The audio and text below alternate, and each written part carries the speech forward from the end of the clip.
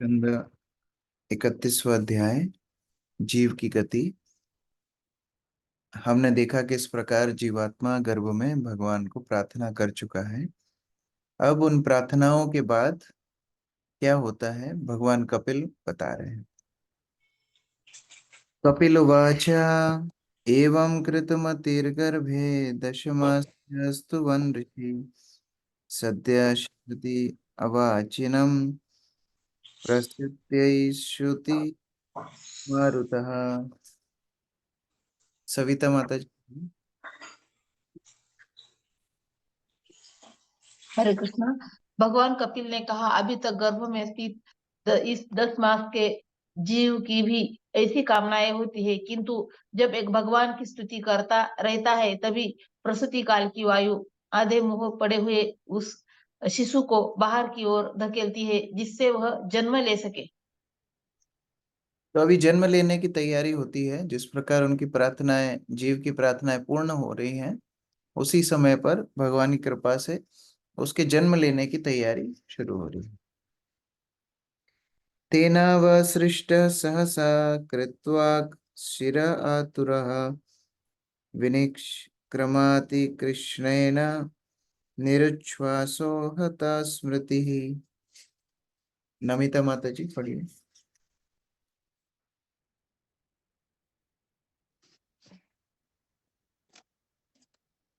वायु द्वारा सहसा नीचे की ओर धकेला जाकर अत्यंत कठिनाई से सिर के बाल श्वास रहित तथा तीव्र वेदना के कारण स्मृति से विहीन होकर शिशु बाहर आता है।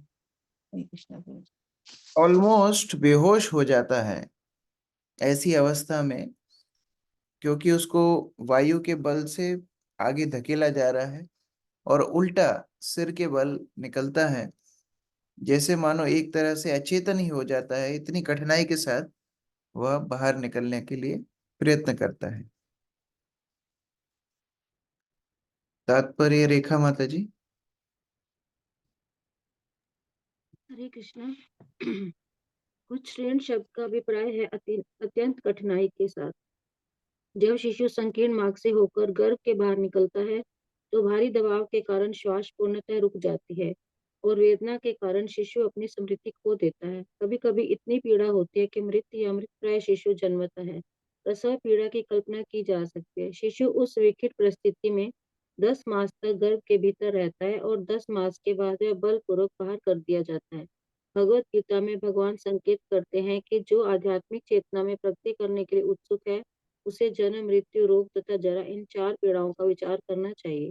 भौतिकतावादी भले ही अनेक प्रकार से प्रगति कर ले, किंतु वे संसार के इन 4 प्रकारों के कष्टों को रोकने में असमर्थ हैं। हरे कृष्ण। ये जन्म ही सबसे बड़ा कष्ट है। एक तो जन्म कष्ट है, क्योंकि 10 मास तक, 9-10 मास तक इतनी भयंकर स्थिति में जीव रहता है और जन्म लेने की प्रक्रिया भी इतनी कष्टप्रद है कि एक तरह से बेहोश ही हो जाता है, मृत प्राय जीव हो जाता है। इसलिए कई बार बच्चा निकल करके भी रोता नहीं है, तो डॉक्टर उसको मार करके थोड़ा सा उसको रुलाते हैं, क्योंकि पता पड़े कि जीवित है कि मृत है। इसीलिए जन्म कष्टप्रद है। और दूसरा कारण, क्योंकि जन्म के बाद ही जो शरीर प्राप्त हुआ है वही अब रोग भी देगा, वही अब बुढ़ापा भी देगा, वही अभी मृत्यु भी देगा। इसलिए जन्म को सबसे भयंकर पीड़ा बताई गई। पतितो भुव्य पतितो भुव्य श्रृन्मिश्र विष्टा भूरेव चेष्टते रोरुयति गते ज्ञाने विपरीतम गतिम गतः। विनोद प्रभु। हरे कृष्ण प्रभु। इस प्रकार वो शिशु मल तथा रक्त से सना हुआ पृथ्वी पर आगे गिरता है और मल से उत्पन्न कीड़े के समान छटपटाता है। उसका श्रेष्ठ ज्ञान नष्ट हो जाता है और वह माया के मोहजाल में विलकता है। हरे कृष्ण। तो इस प्रकार से हमारा स्वागत होता है माया के संसार में। परछंदम न विदुषा पुष्यमाणो जने भोजने नशा अनभिप्रेतमापन्न प्रत्याख्यातो निरीश्वरा। आरती माता जी पढ़िए। उदर से बाहर आने के बाद शिशु ऐसे लोगों की देखरेख में आ जाता है और उसका पालन ऐसे लोगों द्वारा होने लगता है जो यह नहीं समझ पाते कि वह चाहता क्या है। उसे जो कुछ दिया जाता है उसे अस्वीकार न कर सकने के कारण वह अवांछित परिस्थिति में आ पड़ता है। कितनी विडंबना है, बच्चे को मानो भूख लग रही है, वो रोता है और माता को ऐसा लग रहा है कि नहीं नहीं उसको तो नींद आ रही है, माता सुलाने का प्रयास कर रही है। या मानो उल्टा हो, उसको नींद आ रही है लेकिन माता को लग रहा है उसको भूख लग रही है। तो वो अपनी इच्छा भी नहीं बता पाता है और दूसरों के ऊपर इतना निर्भर करता है। जो जैसे दूसरे उसको पोषण करते हैं, पालन करते हैं, वैसे ही उसको मानना पड़ता है। तो एक तरह से अपाहिज जैसा ही रहता है। एक तरह से जैसे अपाहिज व्यक्ति रहता है, दूसरे के ऊपर निर्भर रहता है, बच्चा कई सालों तक अभी निर्भर रहने वाला है। जैसा लोग समझेंगे, जैसा उसको पालन करेंगे, वैसा उसको स्वीकार करना होगा।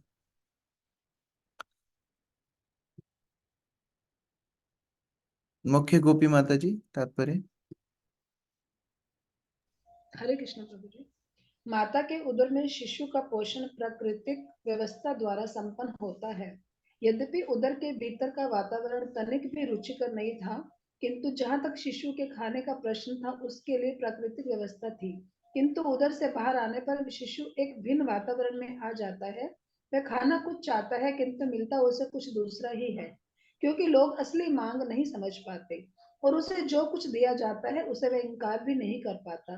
कभी कभी शिशु माता के दूध के लिए भी रोता है, किंतु धाय सोचती है कि उसके पेट में दर्द होगा जिससे वह रो रहा है, अतः वह उसे कड़वा दवा लाकर पिला देती है। शिशु उसे पसंद नहीं करता किंतु उसे मना भी नहीं कर पाता। इस तरह वह अत्यंत विषम परिस्थिति में पड़ जाता है और उसके कष्ट बढ़ते ही जाते हैं। चयितो सूचि पर्यंके जंतु स्वेदज दुष्यते नेश कंडूयने नग्नाम आसनोत्थान चेष्टने। यमुना माता जी।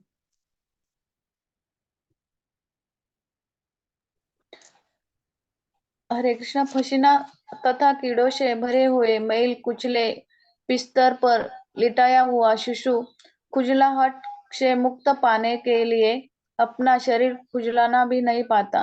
बैठने, खड़े होने या चलने की बात तो दूर रही। हरे कृष्ण। पहले तो इस तरह से पोथी होती थी, जिसमें सुला देते बच्चे को, और वो गीली हो जाती या गंदी हो जाती तो माता उसको चेंज कर देती। अभी डाइपर है, डाइपर में पता भी नहीं पड़ता है कि बच्चे ने क्या किया, अंदर कितना गंदा है। वो जब रोना शुरू करता है तब माँ को पता पड़ता है, अच्छा डाइपर अभी भर गया है, इसको चेंज करना चाहिए। तो ऐसी गंदी स्थिति में बच्चे को अपना, अभी उसकी शुरुआत है, उसकी अभी ये शरीर की शुरुआत, स्वागत ही उसका इस प्रकार से होता है। तात्पर्य मधु माता जी।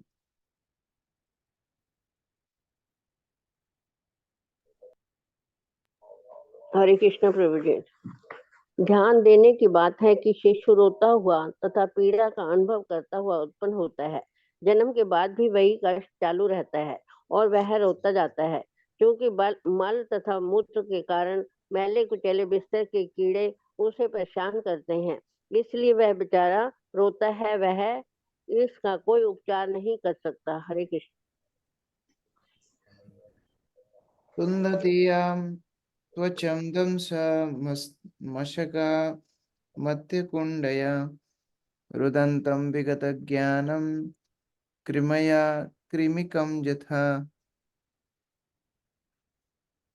सुनंदा माता जी।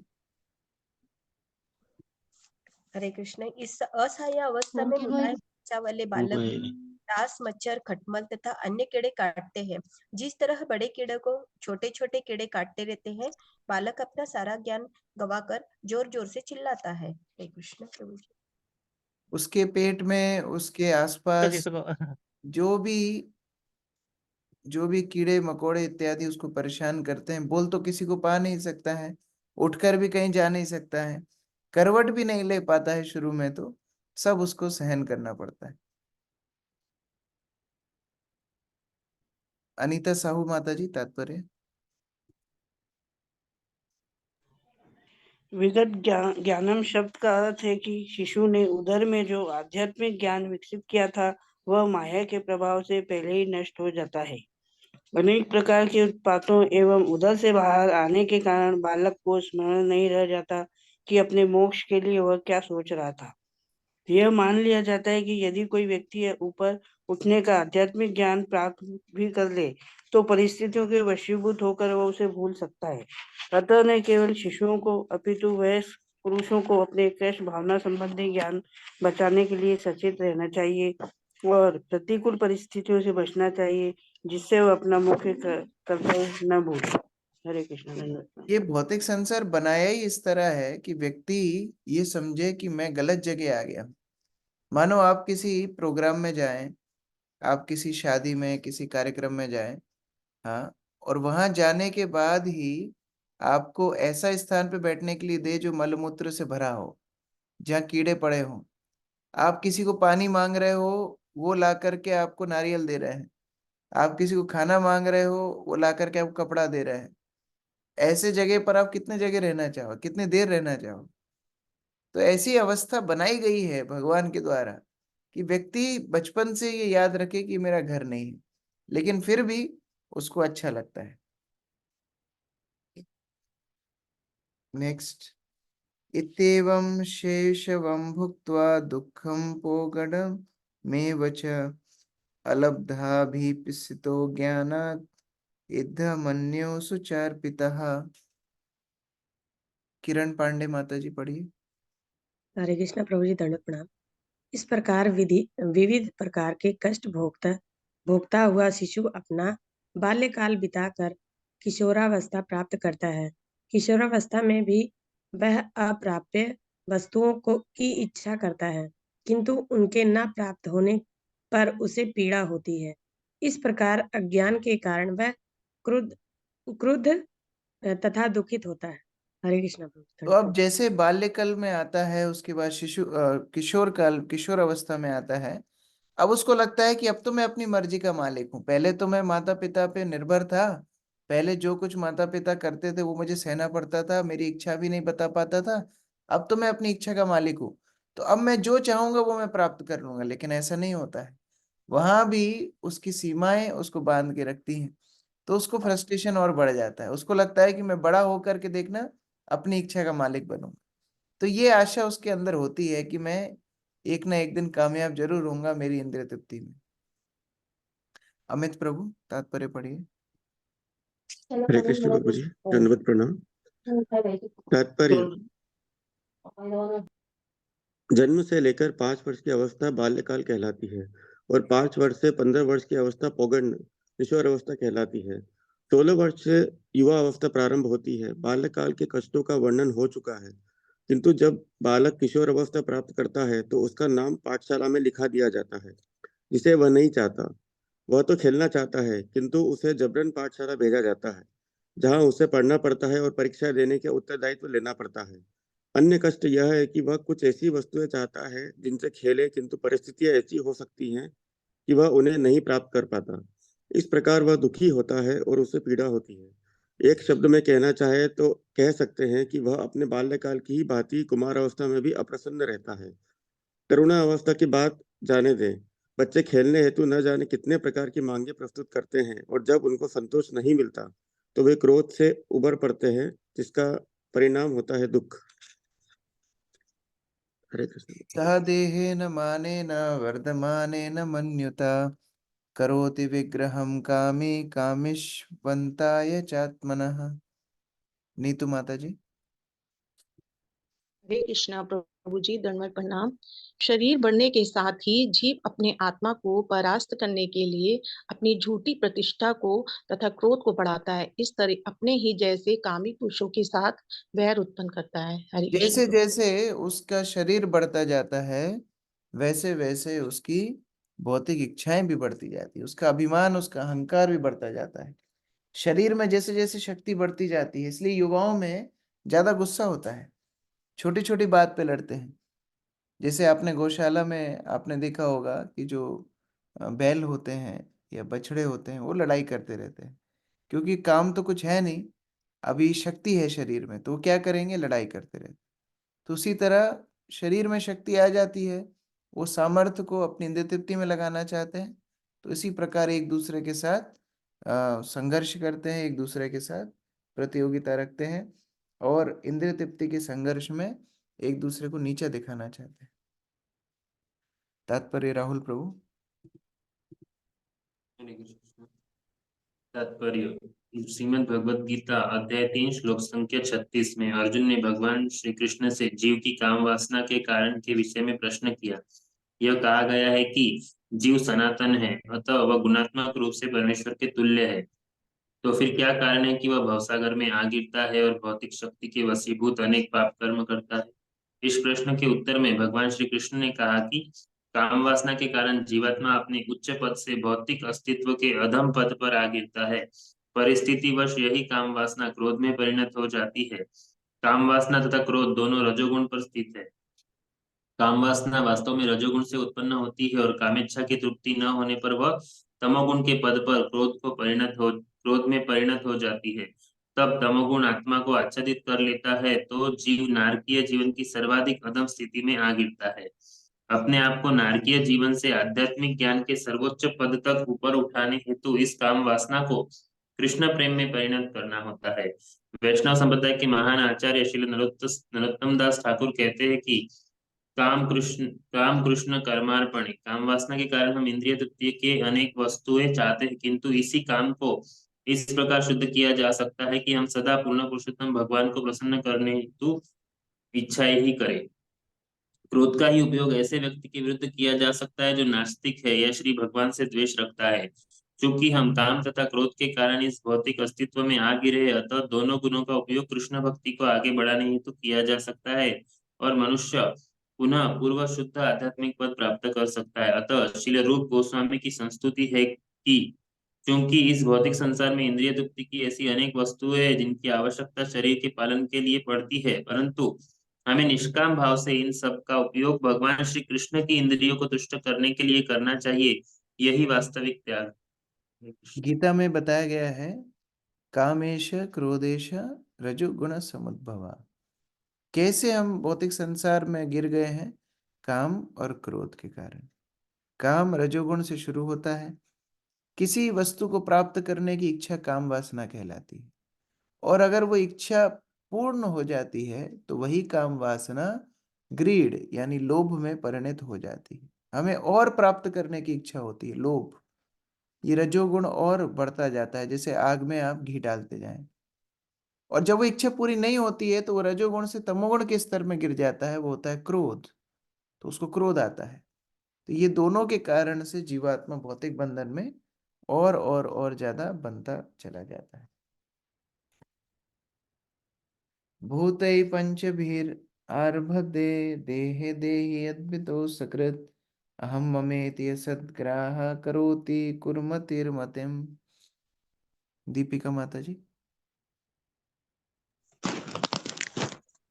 ऐसे जीव पंच तत्वों से निर्मित भौतिक शरीर को स्व मान लेता है। इस ब्रह्म के कारण वह क्षणिक वस्तुओं को निजी समझता है और अंधकारमय क्षेत्र में अपना ज्ञान बढ़ाता है।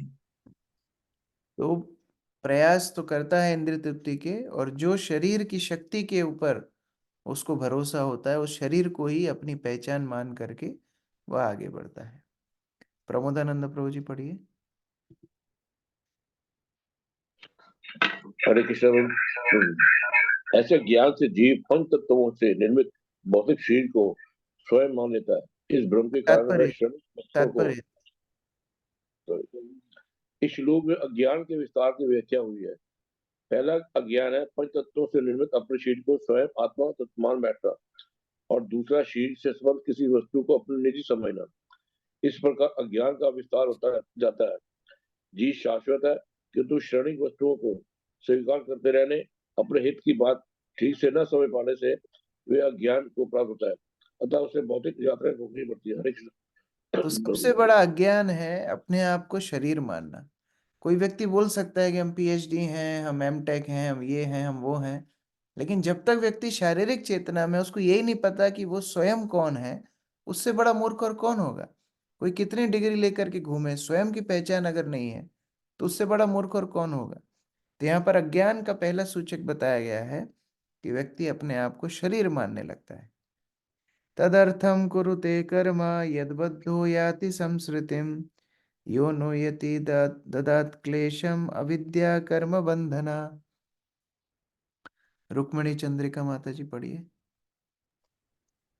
जो शरीर जीव के लिए निरंतर कष्ट का साधन है और जो अज्ञान तथा कर्म के बंधन से बंधे जीव का अनुगमन करता है, उस शरीर के लिए जीव अनेक प्रकार के कार्य करने पड़ते हैं, जिससे वह जन्म मृत्यु के चक्कर के अधीन हो जाता है।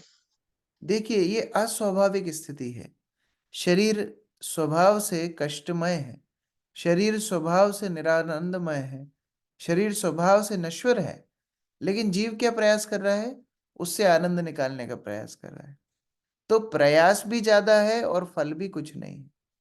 जैसे मानो कोई ने धान से चावल निकाल लिया है, अभी जो बाकी का हिस्सा बचा है उसके ऊपर अगर लठ पीटता रहे, उसमें से चावल नहीं निकलेगा। मेहनत बहुत करेगा लेकिन उसमें से कोई चावल नहीं निकलेगा। उसी तरह शरीर है कष्टमय, उसको जितना भी निचोड़े उसमें से कोई आनंद नहीं निकलने वाला है। इसलिए जीव ये अथक प्रयास करता रहता है लेकिन कोई फल उसमें से नहीं निकलता। तात्पर्य आयुष प्रभु।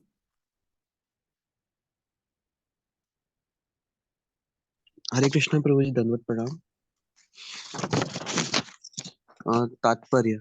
श्रीमद् भगवद गीता में कहा गया है कि यज्ञ अथवा भगवान श्री विष्णु को प्रसन्न करने हेतु मनुष्य को कर्म करना पड़ता है, क्योंकि जो भी कार्य पूर्ण पुरुषोत्तम भगवान को प्रसन्न करने के लिए अभिप्राय से नहीं किया जाता, वह बंधन का कारण होता है। बद्ध अवस्था में जीव अपने आप को शरीर मानकर पूर्ण पुरुषोत्तम भगवान से अपने शाश्वत संबंध को भूल जाता है और अपने शरीर के हित के लिए कर्म करता है। वह शरीर को स्वयं मान लेता है। वह अपने शारीरिक विस्तारों को, अपने परिजन तथा अपनी जन्मभूमि को पूज्य मान लेता है। इस प्रकार वह सभी प्रकार के दुश्चिंत्य कर्म करता रहता है, जिससे वह विभिन्न योनियों में जन्म मरण के बंधन में फंस जाता है। आधुनिक सभ्यता में देहात्म बुद्धि के कारण तथाकथित सामाजिक, राष्ट्रीय तथा सरकारी नेता जनता को देहात्म भाव के अंतर्गत अधिकाधिक पथ भ्रमित करते हैं। फलस्वरूप सभी नेता तथा उनके साथ ही उनके अनुयायी जन्म जन्मांतर के लिए नारी की अवस्था में जा गिरते हैं। श्रीमद् भागवतम में एक दृष्टांत मिलता है। अंधा यथांधे रूपनीय माना। जब कोई अंधा व्यक्ति अनेक ऐसे ही अंधे व्यक्तियों का मार्गदर्शन करता है, तो परिणाम यह निकलता है कि वे सभी गड्ढे में गिर जाते हैं। वास्तव में यही हो रहा है। भोली भाली जनता का पथ प्रदर्शन करने वाले अनेक नेता है, किंतु उनमें से प्रत्येक नेता देहात्म बुद्धि से मोहग्रस्त है। इसलिए मानव समाज में शांति तथा संपन्नता का अभाव है। विभिन्न प्रकार के आसन दिखलाने वाले तथा कथित योगी भी इसी श्रेणी में आते हैं, क्योंकि हठ योग उन लोगों के लिए बनाया गया है जो नितांत देहात्म बुद्धि में पड़े हुए हैं। निष्कर्ष यह है कि जो देहात्म बुद्धि में स्थिर है, उसे जन्म मृत्यु भोगने होते हैं।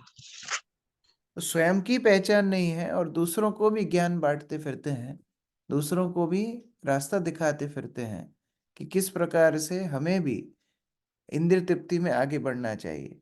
भक्ति कुछ नहीं है, इंद्रिय तृप्ति सब कुछ है। तो ऐसा रास्ता दिखाने वाला क्या है? जैसे एक अंधा व्यक्ति दूसरे को रास्ता दिखा रहा है, दूसरे अंधे व्यक्ति को रास्ता दिखा रहा है, तो दोनों ही गड्ढे में जा करके गिरेंगे। और यही भौतिक संसार की सत्यता है। यत् सद्विपथि पुनः शीर्ष्णोदरकृतोद्यमे अस्थितो रमते जंतुस्तमो विशति पूर्ववत्। गौरी शंकर प्रभु। हरे कृष्ण प्रभु जी। अतः यदि जीव विषय भोग में लगे हुए ऐसे कामी पुरुषों से प्रभावित होकर जो स्त्री संग सुख और स्वाद की तृप्ति में रत है, असत मार्ग का अनुसरण करता है, तो वह पहले की तरह पुनः नरक हो जाता है। तो पिछले अध्याय में हमने देखा था किस प्रकार ऐसे जीवन, आसक्ति का जो जीवन है, ऐसे जीवन जो जीते हैं, आगे जाके फिर वह नरक को प्राप्त होते हैं। नरक की यातनाएं हमने सूक्ष्म रूप से देखी थी, बड़े छोटे ही स्तर पे बताई गई हैं, आगे 5वें स्कंद में और विस्तार से हैं। तो उस तरह उसको फिर नरकीय यातनाएं भोगनी होती है। तात्पर्य बसंत प्रभु। तात्पर्य यह बताया जा चुका है कि बद्ध जीव को अंध तामिश्र तथा तामिश्र नरकों में डाला जाता है और वहां पर कष्ट उठाने के बाद उसे कुत्ता या शुकर का नारकीय शरीर प्राप्त होता है। ऐसे जन्मों के पश्चात वह पुनः मनुष्य शरीर प्राप्त करता है। कपिल देव ने यह भी बताया है कि मनुष्य किस प्रकार जन्म लेता है। मनुष्य पहले माता के गर्भ में बढ़ता है, कष्ट पाता है और पुनः बाहर आ जाता है। यदि इतने कष्टों के बाद उसे मनुष्य शरीर प्राप्त हो और यदि वह अपना अमूल्य समय ऐसे लोगों की संगति में नष्ट करे जिनका संबंध विषयी जीवन तथा चटपटे भोजन से ही हो, तो सहज ही वह पुनः उन्हीं अंध तामिश्र तथा तामिश्र नरकों में जाता है। सामान्यतः लोग अपनी जीभ का स्वाद तथा काम की तुष्टि चाहते हैं। यही भौतिक जीवन है। भौतिक जीवन का अर्थ है खाओ पियो और मौज मौज करो। अपनी आध्यात्मिक पहचान तथा आध्यात्मिक उन्नति की किसी को परवाह नहीं रहती। क्योंकि भौतिकवादी लोग जीभ, पेट तथा शिशन से ही अपना संबंध रखते हैं। अतः यदि कोई आध्यात्मिक जीवन में प्रगति करना चाहता है तो उसे ऐसे लोगों की संगति से सावधान रहना चाहिए। ऐसे लोगों की संगति करने का अर्थ है मनुष्य रूपी अपने जीवन की जानबूझकर हत्या करना। अतः यह कहा गया है कि बुद्धिमान मनुष्य को चाहिए कि वह अवांछित संगति का परित्याग करके साधु पुरुषों में से ही सदा मिले जुले। साधु पुरुषों की संगति में रहने से जीवन की आध्यात्मिक विस्तार संबंधी सारे संदेह उन्मूलित हो जाते हैं और वह आध्यात्मिक ज्ञान के पथ पर यथेष्ट प्रगति करता है। कभी कभी यह देखा जाता है कि कुछ लोग विशेष प्रकार के धार्मिक विश्वास के प्रति आसक्त होते हैं। हिंदू, मुसलमान तथा ईसाई अपने अपने धर्मों के प्रति श्रद्धावान होते हैं और वे मंदिर, मस्जिद तथा गिरजाघरों में जाते हैं। किंतु दुर्भाग्यवश वे ऐसे लोगों की संगति नहीं छोड़ पाते जिनकी लत विषय जीवन तथा स्वाद तुष्टि के प्रति है। यहाँ पर यह स्पष्ट कहा गया है कि भले ही कोई कितना ही धार्मिक क्यों न हो, किंतु यदि वह ऐसे व्यक्तियों की संगति करता है तो वह गहनतम नर्क को जाता है। हरे कृष्ण। चरितमृत में बताया है, जीवेर लालसा जय इति उति धाय, शिष्णु दर परायण कृष्ण नहीं पाए। जीवेर लालसा, जीभ की लालसा, खाने पीने की लालसा, चटपटा चटने की लालसा, ये इसके प्रति जो इधर उधर प्रयास करता रहता है। इति उति धाय मतलब इधर उधर भागता रहता है। यहाँ ये अच्छा मिलता है, वहां यह अच्छा मिलता है। इति उति धाय, शिष्णु दर परायण, उसके कभी जनेंद्रियां संयमित नहीं रहेंगी। जो अशुद्ध भोजन खाएंगे, राजसिक तामसिक भोजन खाएंगे, उनकी जनेंद्रियां कभी भी नियमित नहीं रहेंगी। और जब वो काम वासना में लिप्त होंगे, शिष्ण दर परायण कृष्ण नहीं पाए, कृष्ण को कभी प्राप्त नहीं कर पाए।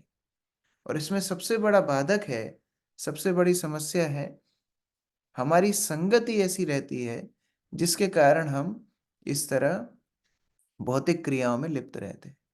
संगति शुद्ध रहेगी तो विचार शुद्ध रहेंगे। इसलिए वैष्णवाचार्य ने बोला है, असत संग त्याग ही वैष्णवाचार। वैष्णव आचरण का मतलब क्या है? असत संग को त्याग करना। क्योंकि गलत संगति से क्या क्या लॉस होता है, क्या क्या हानि होती है, ये अगले श्लोक में बताया है। सत्यम शौचम दया मौनम बुद्धिम श्रियहृर्यश क्षमा समोदमो भगश्चेति यत्संगा जाति संशयम। छोटी जया माता जी, सरिता माता जी पढ़िए।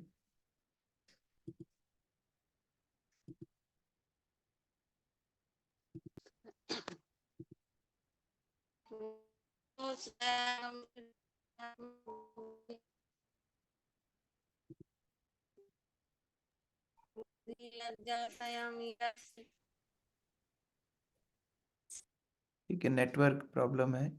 तो सत्य, शौच, दया, गंभीरता, आध्यात्मिक बुद्धि, लज्जा, संयम, यश, क्षमा, मन निग्रह, इंद्रिय निग्रह, सौभाग्य और ऐसे ही अन्य सुअवसरों से विहीन जीवात्मा हो जाता है। तो सामान्यतः ये सारे गुणों की प्राप्ति ही जीवन में समृद्धि लाती है। ये जीवन की सफलता है इन सब गुणों को प्राप्त करना। लेकिन असत संग से, गलत संगति से, भौतिक इंद्रिय तृप्ति में जो लिप्त हैं ऐसे लोगों की संगति से ये सारी वस्तुएं क्षीर्ण हो जाती हैं। ये सारी वस्तुएं विनष्ट हो जाती हैं। संशयम। तात्पर्य हरिप्रिया माता जी। तात्पर्य, जिन्हें विषय जीवन की लत पड़ चुकी है वह ना तो परम सत्य का अभिप्राय समझ सकते हैं, ना अपनी आदतें सुधार सकते हैं। अन्यों के प्रति दया दिखाना तो दूर रहा, वह गंभीर नहीं रह पाते और जीवन के लक्ष्य के प्रति उनकी कोई रुचि नहीं रहती। जीवन का चरम लक्ष्य कृष्ण या विष्णु है, किंतु जिन्हें विषय जीवन की लत पड़ी है वह यह नहीं समझ पाते कि उनका चरम हित कृष्ण भावनामृत में है। ऐसे लोगों में शालीनता का अभाव रहता है और वे सरेआम सड़कों या पार्कों में एक दूसरे का आलिंगन करते हैं, मानो कुत्तों बिल्ली हो, और इसे वह प्रेमालाप कहते हैं। ऐसे अभागे प्राणी कभी संपन्न नहीं हो पाते। कुत्ते बिल्लियों जैसा आचरण उन्हें कुत्ते बिल्ली के पद पर ला देता है। वह अपनी भौतिक स्थिति को भी सुधार नहीं पाते, प्रसिद्ध होना तो दूर रहा। ऐसे मूर्ख कभी कभी तथाकथित योग का दिखावा करते हैं, किंतु योग का जो मुख्य उद्देश्य है इंद्रिय तथा मन को वश में करना, उसमें वे असमर्थ रहते हैं। ऐसे लोगों को जीवन में ऐश्वर्य प्राप्त नहीं होता। दूसरे शब्दों में वे अत्यंत अभागे हैं। जिनकी इंद्र तृप्ति में आसक्ति है वो कृष्ण भक्ति नहीं कर सकते, जिनको कृष्ण भक्ति में आसक्ति है वो इंद्र तृप्ति नहीं कर सकते। श्रील प्रभुपाद बोलते हैं sense gratification and Krishna consciousness go ill together. या तो कृष्ण भक्ति चलेगी या इंद्र तृप्ति चलेगी। तो इंद्र तृप्ति में जो विलीन, जो आसक्त चेतना रहेगी, सत्यम, सोचम, दया, मौनम, ये सारे गुण उनके जीवन में कभी नहीं रह सकते। और इस तरीके से उनका जीवन कभी भी आध्यात्मिक मार्ग में आगे नहीं बढ़ सकता। और इसका मुख्य कारण क्या है? असत्संग।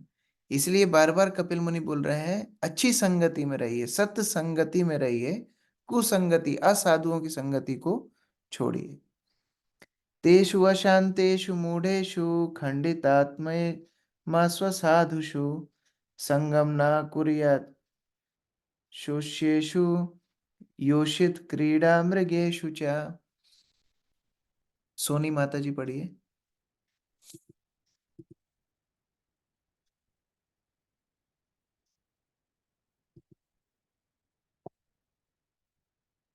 अनम्यूट किया है माता जी? सॉरी प्रभु जी।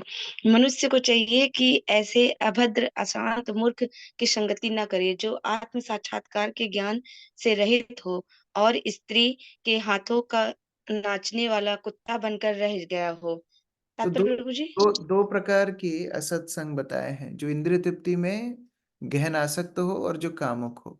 इन दोनों के प्रति हमारा संगति नहीं होना चाहिए। देखिए, दो दो वस्तुएं हैं। हम लोग बोल सकते हैं कि हमें तो बाहर काम करना पड़ता है, वो अलग बात है। जैसे मानो आप सब्जी खरीदने जाते हो तो व्यक्ति के साथ संगति नहीं करते। आपने अपना सामान लिया, उसको पैसे दिए, आप आ गए। तो जो कार्य करना है भौतिक संसार में वो हम लोग करेंगे, लेकिन संगति लेना मतलब उस व्यक्ति के विचार लेना। वो विचार का आदान प्रदान हम अगर किसी भी व्यक्ति से करेंगे तो उसके गुण हमारे अंदर आना स्वाभाविक है। तात्पर्य परमेश्वरी माता जी। ऐसी मूर्ख व्यक्तियों की प्रभु जी थोड़ा सा स्क्रॉल नीचे की तरफ कीजिए। हाँ, यस। ऐसे मूर्ख व्यक्तियों की संगति पर प्रतिबंध उन लोगों के लिए है जो कृष्ण भक्ति में प्रगति करना चाहते हैं। कृष्ण भक्ति की दिशा में प्रगति करने के लिए सत्य, शौच, दया, गंभीरता, बुद्धि, सरलता, भौतिक ऐश्वर्य, यश, क्षमा तथा शम और दम आवश्यक है। कृष्ण भक्ति की प्रगति के साथ ये सारे गुण प्रकट होने चाहिए। किंतु यदि कोई किसी शूद्र या ऐसे मूर्ख व्यक्ति की संगति करे जो स्त्री के हाथों में नाचते कुत्ते की तरह हो तो वह प्रगति नहीं कर सकता। भगवान चैतन्य ने सलाह दी है कि कृष्ण भक्ति में लगे हुए व्यक्ति तथा भौतिक अविद्या को पार करने के इच्छुक व्यक्ति को ऐसी स्त्रियों या पुरुषों की संगति नहीं करनी चाहिए जो भौतिक सुख उपभोग में रुचि रखते हों। कृष्ण भक्ति में प्रगति चाहने वाले व्यक्ति के लिए ऐसी संगति आत्मघात से भी घातक है। तो सबसे बड़ी बात यही है, किसको आध्यात्मिक उन्नति करना है।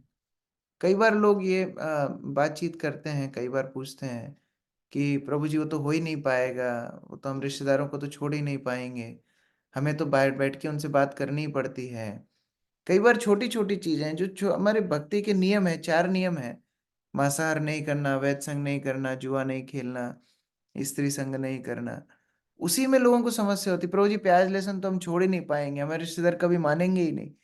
तो प्रभुपाद क्या बोल रहे हैं, फिर ऐसे लोगों की आध्यात्मिक उन्नति भी नहीं होगी।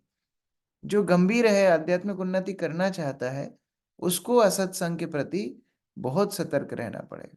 जो असत्संग छोड़ नहीं पाएंगे, आध्यात्मिक उन्नति उनकी होगी नहीं।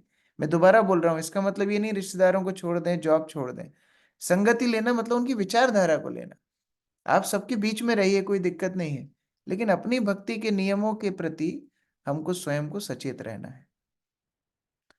न तथास्य भावेन मोहो बंधश्चास्य प्रसंगता योषित संगात् यथा पुंसो यथा तत्संगी संगतः।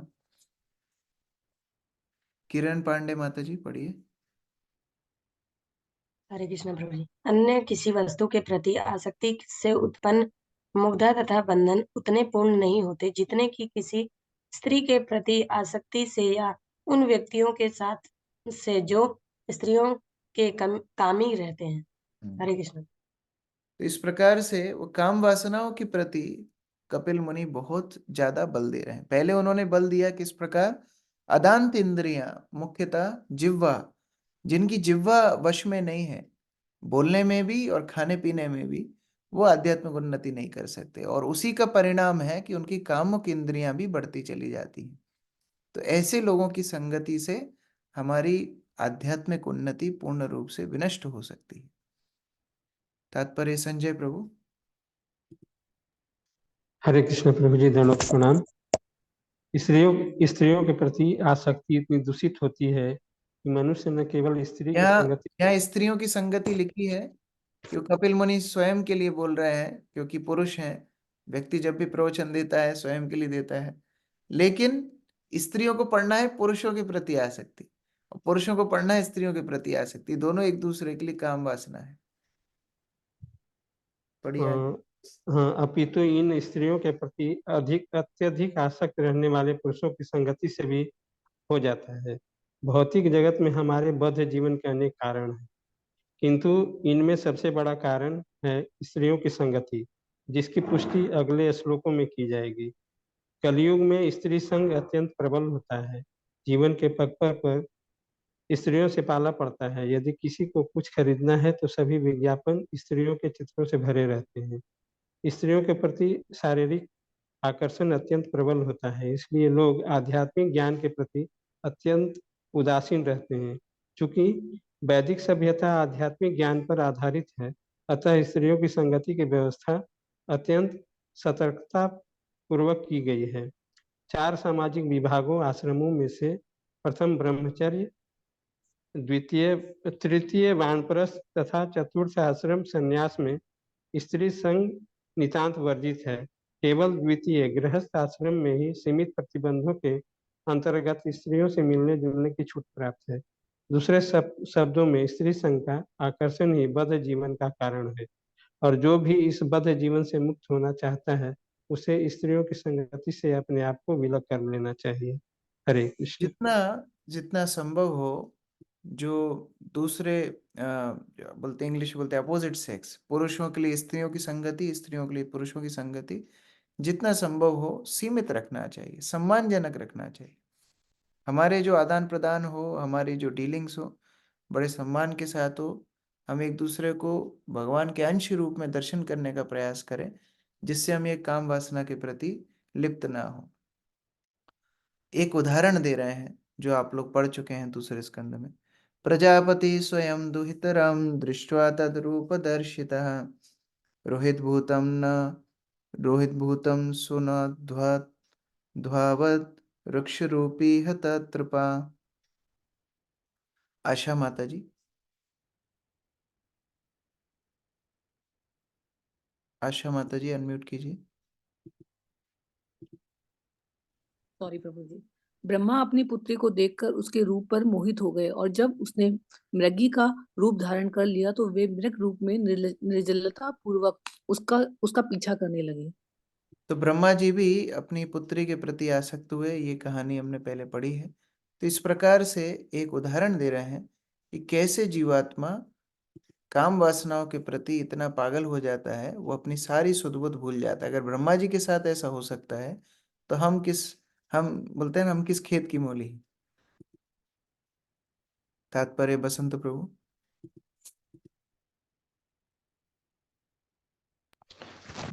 तात्पर्य, ब्रह्मा का अपनी पुत्री के रूप पर मोहित होना तथा भगवान के मोहिनी रूप पर शिव जी का मोहित होना, ये ज्वलंत उदाहरण हमें शिक्षा देते हैं कि ब्रह्मा तथा शिव जैसे देवता की सुंदरता पर मुग्ध हो जाते हैं तो सामान्य बद्धजीव की क्या विसात है।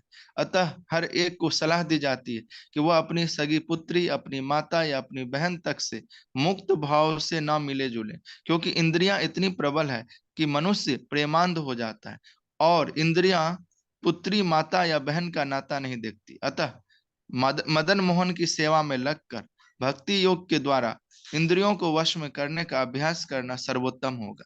भगवान श्री कृष्ण का नाम मदन मोहन है क्योंकि वे कामदेव या काम वासना को वश में कर सकते। केवल मदन मोहन की सेवा करने से मदन के आदेशों पर अंकुश लगाया जा सकता है, अन्यथा इंद्रियों को वश में करने के सारे प्रयास विफल होंगे। हरे कृष्ण। इस प्रकार से भगवान खुद ही केवल काम से मुक्त हैं और कोई काम से मुक्त नहीं है। तो जब हम भगवान का आश्रय लेते हैं, वो हमारे लिए काम का दमन कर सकते हैं। इसलिए भगवान का नाम है मदन मोहन।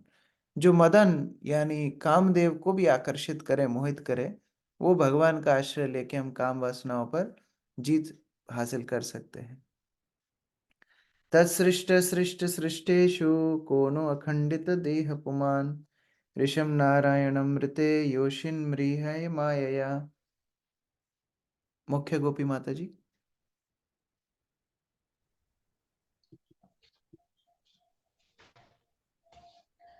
ब्रह्मा द्वारा उत्पन्न समस्त जीवों अर्थात मनुष्य, देवता तथा पशु में से ऋषि नारायण के अतिरिक्त अन्य कोई ऐसा नहीं है जो स्त्री रूपी माया के आकर्षण के प्रति निश्चेष्ट हो। तात्पर्य, आदि जीव स्वयं ब्रह्मा है, जिनसे मारीची जैसे ऋषि उत्पन्न हुए। मारीची से कश्यप मुनि तथा अन्य और कश्यप मुनि तथा मनुओं के विभिन्न देवताओं तथा मनुष्य को उत्पन्न किया, किंतु इनमें से ऐसा कोई नहीं जो स्त्री रूपी माया के जादू से मोहित ना होता हो। समग्र संसार में ब्रह्मा से लेकर एक शूद्र चींटी तक सभी विषयी जीवन के प्रति आकर्षित होते हैं।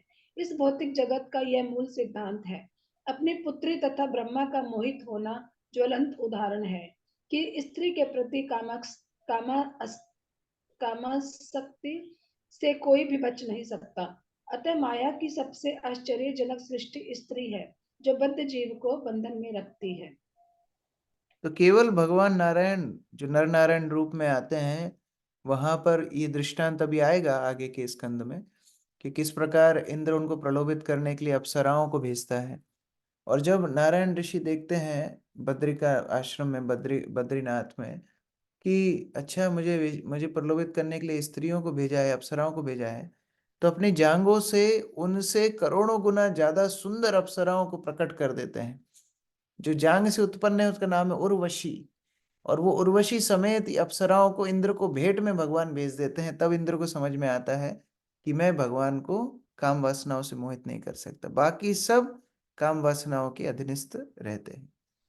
बलम में पश्य मायया स्त्री माया जैनो दिशम या करोति पदाक्रांतान भ्रुवि जिम्भ्रेण केवलम।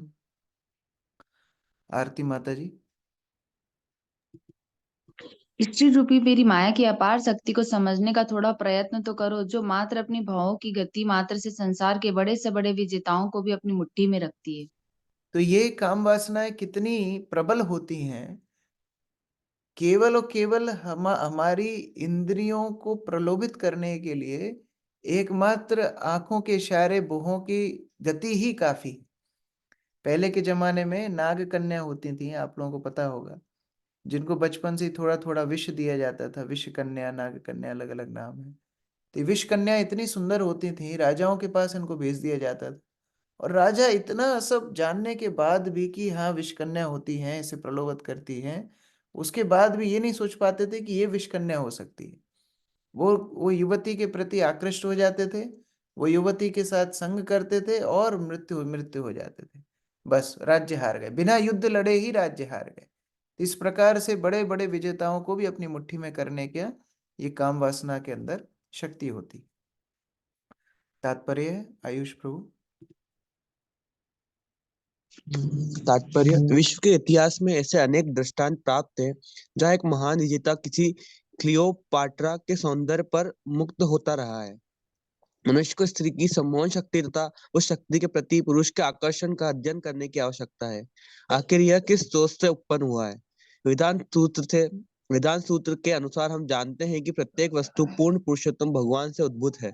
उसमें कहा गया है जन्माद्यस्य यतः, जिसका अर्थ यह है कि पूर्ण पुरुषोत्तम भगवान या परम पुरुष ब्रह्मा या परम सत्य ही वह स्रोत है जहाँ से प्रत्येक वस्तु उद्भूत होती है। आध्यात्मिक जगत में भी स्त्री की ऐसी सम्मोहक शक्ति तथा ऐसे आकर्षण के प्रति मनुष्य का शिकार होना, यह सब पूर्ण पुरुषोत्तम भगवान में अवश्य पाए जाते होंगे और वे श्री भगवान की दिव्य लीलाओं में प्रकट होते होंगे। श्री भगवान परम पुरुष है अर्थात परम नर है। जिस प्रकार सामान्य नर में मादा के प्रति आकर्षित होने की चाह रहती है, वही उत्कटता पूर्ण पुरुषोत्तम भगवान में भी पाई जाती है। वे भी स्त्री के सुंदर रूप द्वारा मुग्ध होना चाहते हैं, लेकिन प्रश्न यह है कि यदि वे ऐसे स्त्रीण आकर्षण से मुग्ध होना चाहते हैं तो क्या वे किसी भौतिक स्त्री द्वारा आकृष्ट होंगे? ऐसा संभव नहीं है। इस भौतिक संसार के लोग भी स्त्री आकर्षण का परित्याग कर सकते हैं यदि वे परम ब्रह्म द्वारा आकृष्ट हो। हरिदास ठाकुर के साथ ऐसा ही हुआ। एक सुंदर वेश्या ने अर्धरात्रि में उन्हें आकर्षित करना चाहा, किंतु वे भक्तिमय सेवा में श्री भगवान के दिव्य प्रेम में स्थित थे, अतः वे उसके द्वारा मोहित नहीं हुए। उल्टे उन्होंने अपनी दिव्य संगति से उस वेश्या को ही महान भक्त बना दिया। अतः यह भौतिक आकर्षण परमेश्वर को निश्चित रूप से आकृष्ट नहीं कर सकता। जब कभी वे किसी स्त्री द्वारा आकृष्ट होना चाहते हैं तो वे उस स्त्री को अपनी स्वयं की शक्ति से उत्पन्न करते हैं। वह स्त्री राधा रानी है। गोस्वामियों ने बताया है कि राधा रानी तो पूर्ण पुरुषोत्तम श्री भगवान की हलादिनी शक्ति है, शक्ति का प्राकट रूप है। जब श्री भगवान दिव्य आनंद प्राप्त करना चाहते हैं तो वे अपनी अंतरंगी शक्ति से स्त्री उत्पन्न करते हैं। इस प्रकार स्त्री सौंदर्य के प्रति आकर्षित होना सहज प्राकृतिक है, क्योंकि यह आध्यात्मिक जगत में पाया जाता है। भौतिक जगत में यह विकृत होकर प्रतिबिंबित होता है, इसलिए इसमें अनेक उन्माद होते हैं। यदि कोई भौतिक सौंदर्य द्वारा आकृष्ट न होकर राधा रानी तथा भगवान श्री कृष्ण के सौंदर्य द्वारा आकृष्ट होने का अभ्यस्त हो जाए तो श्रीमद् भगवद गीता का यह कथन परम दृष्टवा निवर्तते सत्य सिद्ध हो जाए। एक बार श्री राधा तथा भगवान श्री कृष्ण के दिव्य सौंदर्य से आकर्षित हो जाने के बाद फिर कोई व्यक्ति स्त्री के भौतिक सौंदर्य के प्रति आकर्षित नहीं होता। राधा कृष्ण पूजा का यही विशेष महत्व है। इसकी पुष्टि यामानुजाचार्य ने की है। उनका कथन है, क्योंकि मैं राधा कृष्ण के सौंदर्य से आकृष्ट हो चुका हूँ, अतः जब भी किसी स्त्री के प्रति आकर्षण होता है या किसी स्त्री के साथ प्रसंग का स्मरण हो आता है तो मैं उस पर थूकता हूँ और मेरा मुख घृणा से भर जाता है। जब हम मदन मोहन तथा भगवान श्री कृष्ण एवं उनकी प्रेमिकाओं के सौंदर्य से आकर्षित होते हैं तो हमारे बद्ध जीवन की श्रृंखलाएं अर्थात स्त्री का सौंदर्य हमें आकृष्ट नहीं कर सकता। आगे 7वें स्कंद में हम देखेंगे, नारद मुनि बता रहे हैं कि काम वासनाओं के ऊपर अगर जय करनी है तो बार बार उसके जो बुरे परिणाम हैं वह सुनने समझने चाहिए। मान लो कोई व्यक्ति बोले कि आपको हम 2 मिनट के लिए ये गाड़ी में बैठने के लिए मौका देंगे, ये बहुत अच्छी गाड़ी है, लेकिन इसके बदले आपकी सारी प्रॉपर्टी, सारे घर, सारे कागजात सब ले लेंगे, आप 2 मिनट के लिए गाड़ी में बैठ सकते हैं। तो कौन वो गाड़ी में बैठना चाहेगा? उसी प्रकार से इंद्रिय भोग में थोड़ा आनंद ब्रह्मा जी ने डाला है, नहीं तो सृष्टि कैसे आगे बढ़ती, क्यों लोग संतान उत्पत्ति करते। लेकिन उसके परिणाम में सबसे बड़ा घाटा क्या है? कृष्ण को हम प्राप्त नहीं कर पाएंगे। इसलिए काम वासनाओं से दूर रहना चाहिए, अपने आप को बार बार स्मरण कराना चाहिए। लेकिन हमारे आकर्षण का क्या, वो तो स्वाभाविक है। वो स्वाभाविक आकर्षण वास्तव में राधा कृष्ण के लिए।